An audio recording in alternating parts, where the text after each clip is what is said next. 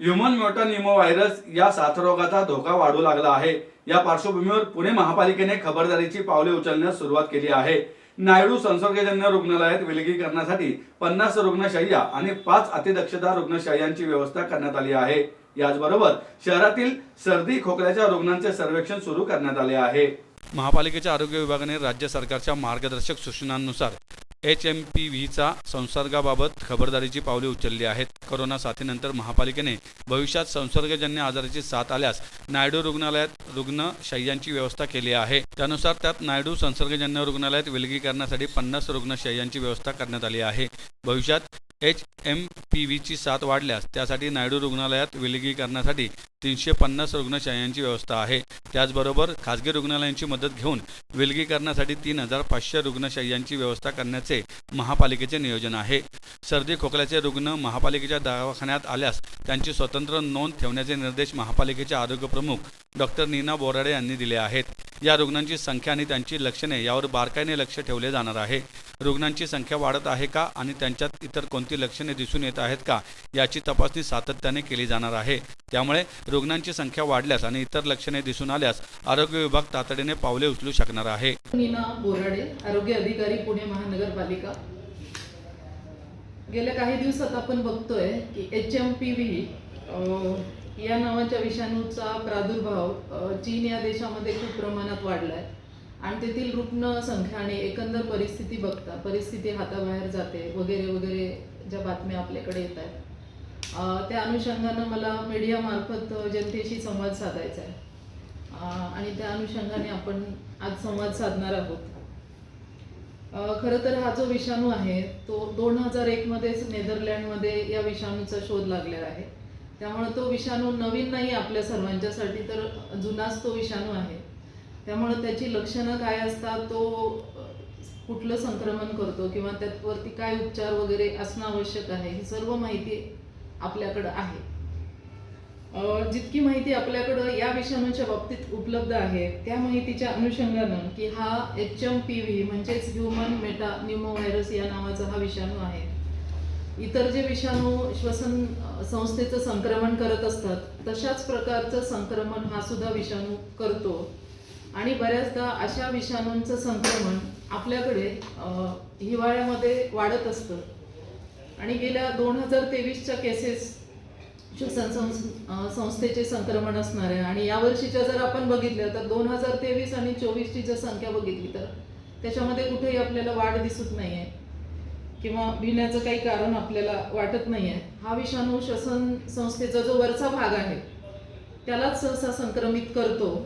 त्यामुळे जी किरकोळ लक्षणं असतात वेगवेगळ्या विषाणूंची श्वसन संस्थेचे त्याच पद्धतीची लक्षणं या विषाणूच्या संक्रमणामध्ये आपल्याला दिसत असतात, जसं की सर्दी आहे, खोकला आहे किंवा किरकोळ स्वरूपाचा सौम्य स्वरूपाचा ताप आहे, अंगदुखी आहे, अशीच लक्षणं या विषाणूमध्ये आपल्याला दिसत असतात। आणि अगदी क्वचित प्रसंगी लहान मुलांच्या मध्ये 5 वर्षाच्या आतली मुलं असतील किंवा मोठ्या व्यक्तीमध्ये ज्यांची प्रतिकारशक्ती कमी झालेली आहे अशा काहीच रुग्णामध्ये हा विषाणू फुफ्फुसापर्यंत पोहोचून निमोनिया सारख्या गंभीर आजाराचं स्वरूप धारण करू शकतो।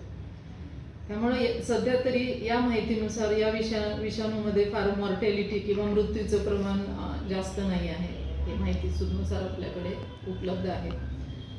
या विषाणूच्या अनुषंगानं दिनांक 3 जानेवारी रोजीच आपल्याकडे महाराष्ट्र शासनाच्या मार्गदर्शक सूचना उपलब्ध झालेल्या आहेत, परिपत्रक आपल्यापर्यंत पोहोचलेलं आहे आणि त्या सर्व मार्गदर्शक सूचना योग्य स्वरूपात अंमलबजावणी करण्याबाबत आणि त्या सर्व सूचनांचं काटेकोर पालन करण्याबाबत आपले माननीय महापालिका आयुक्त जे आहेत माननीय राजेंद्रजी भोसले सर, पुणे महानगरपालिका यांच्या सूचनेनुसार आणि माननीय आरोग्यमंत्री साहेब जे आहेत त्यांच्या सूचनेनुसार आपण या सर्व सूचना महापालिकेच्या सर्व आस्थापना असतील, आपले क्षेत्रीय वैद्यकीय अधिकारी आहेत, त्यानंतर परिमंडळ वैद्यकीय अधिकारी आहेत आणि एकंदरच सर्व आरोग्य यंत्रणेपर्यंत पोहोचविलेले आहेत आणि त्यांच्या बाबतीत आपण विविध स्तरावर जनजागृती करायला सुरुवात पण केलेली आहे।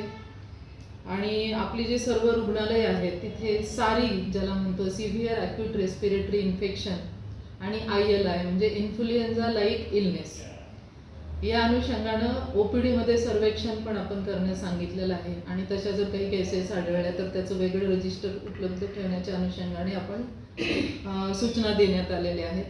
त्यामुळं मला अनुषंगाने हेच सांगायचं आहे की आपण भिवू नका, घाबरून जाऊ नका, फक्त सावध राहा आणि काळजी घ्या. आता काळजी काय घ्यायची आहे आपल्याला, तर जे श्वसन संस्थेचे संक्रमण करणारे जे इतर इन्फेक्शन असतात किंवा संक्रमण असतात त्या अनुषंगाने आपण जी काळजी घेत असतो तीच काळजी आपल्याला या अनुषंगाने घ्यायची आहे. जसं की खूप गर्दीच्या ठिकाणी जर आपण जात असाल तर तिथं आपण मास्कचा वापर करा. जिथं सर्दी आणि खोकला असणारे रुग्ण असतील त्यांच्यापासून दूर राहा, किंवा स्वतःला जर काही खोकला शिंक येत असेल तर तिथे आपण रुमालाचा वापर करा किंवा टिश्यू पेपरचा वापर करा. सार्वजनिक ठिकाणी थुंकू नका, हस्तांदोलन करणे टाळा. आणि आपण बघतो की असे विषाणूंचे जे इन्फेक्शन असतं ते सहसा ते सौम्य स्वरूपाचे असतात. बऱ्याचदा त्यामध्ये गंभीर गुंतागुंत होत नाही, परंतु ज्या व्यक्तींची प्रतिकार शक्ती कमी असते अशा केसेसमध्येच आपल्याला काही गंभीर गुंतागुंत होताना दिसत असते. त्यामुळे आपण सर्वांनीच आपली रोगप्रतिकारक शक्ती चांगली कशी राहील या दृष्टीनं काळजी घेणं गरजेचं असतं, ज्यासाठी आपण पुरेशा प्रमाणात विश्रांती घेणं, योग्य आहार घेणं, ताजा आहार घेणं, भरपूर पाणी पिणं, अशा गोष्टी जर पाळल्या तरी मला वाटत नाही की हा जो विषाणू आहे त्याच्यात आपल्याकडे काही गंभीर स्वरूपाचे आजार करू शकेल किंवा तशी काही परिस्थिती उद्भवेल. मॅडम, आणि पुन्हा एकदा मी सांगेल की आपण घाबरून जाऊ नका, भिवू नका, फक्त सावध राहा आणि काळजी घ्या. आरोग्य विभाग पूर्ण आपला तशी काही परिस्थिती उद्भवली तर काळजी घेण्यासाठी सज्ज झालेला आहे, सक्षम आहे.